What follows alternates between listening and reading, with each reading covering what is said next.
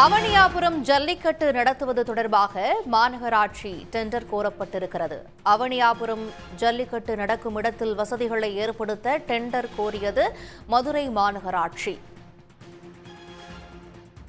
விவரங்களோடு இணைகிறார் எமது செய்தியாளர் செல்வ சரவணன். அவனியாபுரம் ஜல்லிக்கட்டுக்கான ஏற்பாடுகள் தீவிரமடைந்திருப்பதாக புரிந்து கொள்ளப்படுகிறது.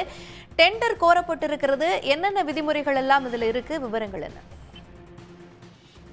தமிழர் திருநாளாம் தை திருநாள் முதல் பொங்கல் நாள் அன்று அவனியாபுரத்தில் ஜல்லிக்கட்டு போட்டி நடைபெறும் வழக்கம். அதனைத் தொடர்ந்து அலங்காநல்லூர், பாலமேடு, தமிழகத்தின் மற்ற பகுதியில் நடைபெறும். அவனியாபுரம் ஜல்லிக்கட்டு போட்டி கடந்த சில வருடங்களாக மதுரை மாவட்ட நிர்வாகம் மற்றும் மாநகராட்சி மட்டுமே இணைந்து நடைபெற்று வருகிறது.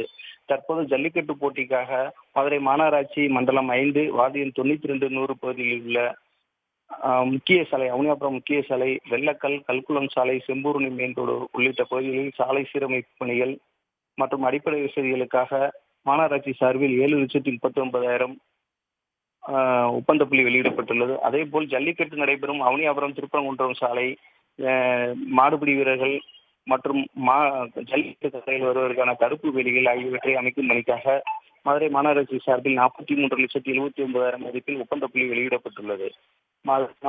இது தொடர்பாக மதுரை மாநகராட்சி வெளியிட்டுள்ள ஒப்பந்த புள்ளி இன்று வெளியிடப்பட்டுள்ளது.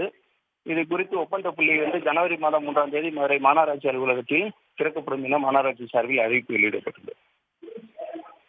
விவரங்களுக்கு நன்றி செல்வ சரவணன்.